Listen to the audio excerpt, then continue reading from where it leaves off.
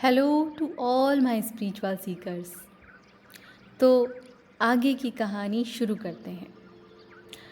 जब विष्पी और रत्तू ने बताया कि राशि फलों से आप प्रभावित हों या ना हों, एक बात जिसे हम स्पष्ट करना चाहते हैं वह है जन्म पत्रियों से जुड़ी हुई।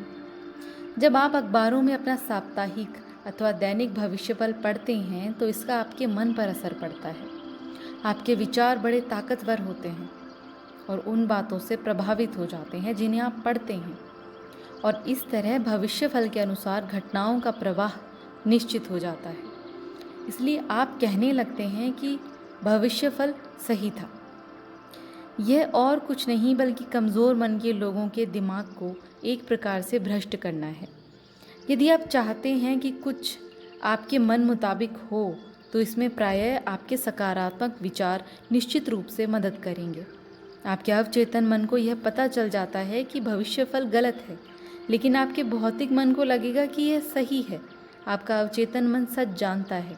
यदि भविष्यफल गलत है तो आपका अवचेतन मन आपको सहयोग नहीं देगा। इसलिए निराश न हो। ऐसा सोचें कि सब कुछ ईश्वर की मर्जी से होता है और आपका योग्य मार्गदर्शन करने के लिए ईश्वर को धन्यवाद दें।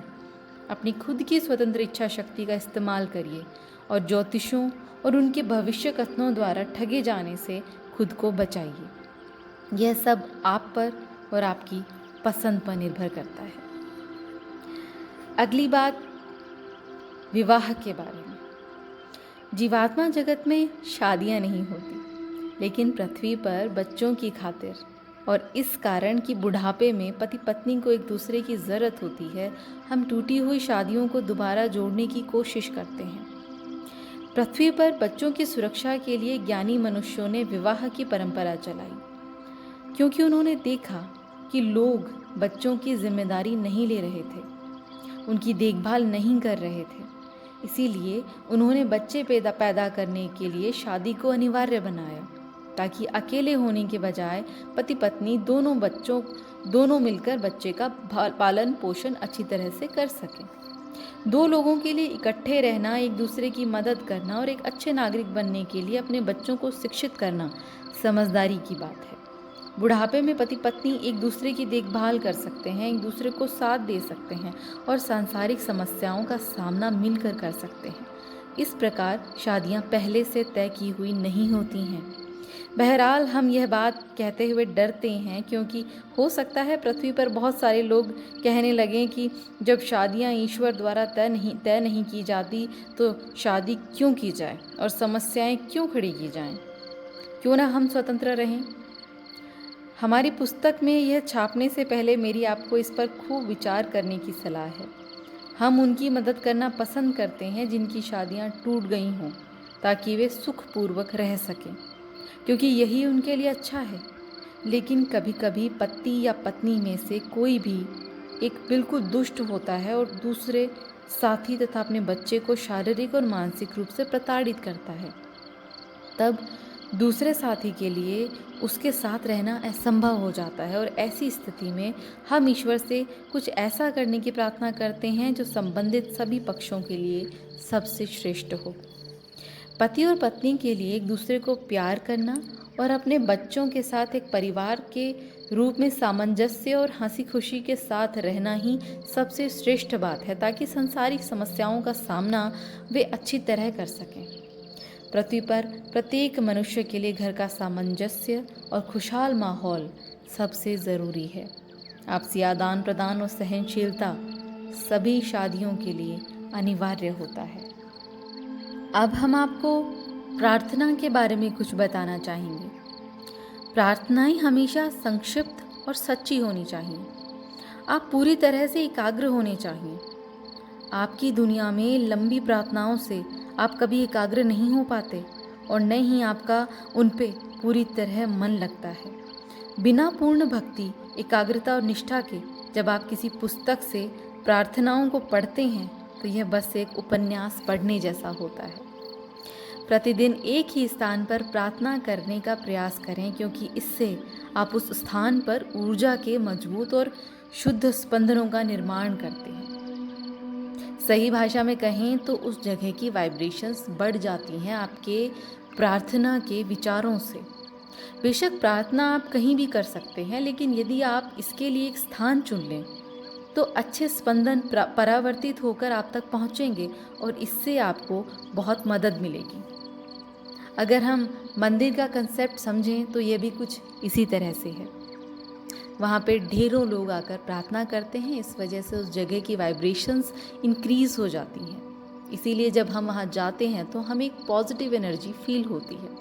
उसी तरह से आप एक ऐसा ही स्थान अपने घर पे भी बना सकते हैं जहाँ आप रोज़ प्रार्थना करते हैं और सच्चे मन से एकाग्र होकर प्रार्थना करते हैं, ना कि कोई मंत्र को रटते हुए, बिना किसी एकाग्रता के, बिना किसी मन के, किसी उपन्यास, किसी बुक को पढ़ते हुए। प्रार्थना ऐसे नहीं होती है। हर जगह ईश्वर की जगह है, इसीलिए आप संक्षिप्त प्रार्थनाएं कहीं भी कर सकते हैं, यहाँ तक कि यात्रा करते हुए भी। बस आप में आस्था होनी चाहिए। यहाँ तक कि यदि आप सड़क से एक पत्थर उठाते हैं, उसे धोते हैं और मेज पर रखकर सच्चे मन से उसकी पूजा करते हैं, तो आपकी प्रार्थनाओं से अच्छे वाइब्रेशंस का निर्माण होता है और ये वाइब्रेशंस पत्थर द्वारा अवशोषित कर लिए जाते हैं। आपकी सच्ची दैनिक प्रार्थनाओं से उस पत्थर और स्थान के आसपास अच्छे वाइब्रेशंस का निर्माण होता है और आपकी ओर परावर्तित होकर ये स्पंदन आपको मानसिक शांति, बुद्धिमत्ता और आत्मा की शुद्धता भी प्रदान करते हैं। और यही कंसेप्ट मूर्तियों पर लागू होता है कि मूर्ति पूजा का उद्देश्य यह होता है, क्योंकि जब हम किसी एक ही चीज़ को पूरे सच्चे मन से उस पर हम एकाग्र होकर अपनी भक्ति और प्यार दिखाते हैं तो वह उन वाइब्रेशंस को एब्जॉर्ब कर लेती है और हमें रिफ्लेक्ट करती है, जो हमारे मन को शांति देती है।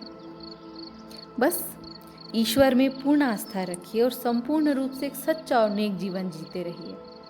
आपकी प्रार्थनाएं चमत्कार कर देंगी। अहंकार मनुष्य को आध्यात्मिक अवनति की ओर ले जाता है। हमेशा विनम्र रहिए, कभी यह न सोचें कि आपकी मदद के बिना कोई असहाय हो जाएगा। हर ज़रूरतमंद की मदद के लिए ईश्वर होते हैं, आप तो बस एक मनुष्य हैं। यदि आप प्रसिद्ध हो जाते हैं और अपने अंदर अहंकार का प्रवेश होने देते हैं तो एक दिन यही अहंकार आपके पतन का कारण बनेगा। इसलिए कभी अहंकारी ना बने। यदि आपके मन में अहंकार आता है तो आप सरल तरीके से सोच ही नहीं सकते। आप बहुत सी गलतियां करते हैं और आध्यात्मिक रूप से नीचे आ जाते हैं। यदि आपका सर हवा में है तो इसमें बस हवा ही भरी रहेगी और कुछ नहीं।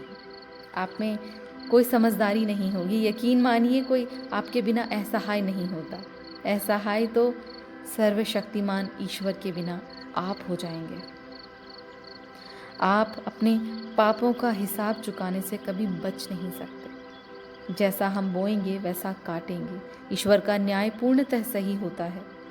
संभव है कि यह तत्काल न हो, लेकिन अंततः आपको अपने पापों का हिसाब चुकाना ही पड़ता है। आज के लिए बस इतना ही। Thank you.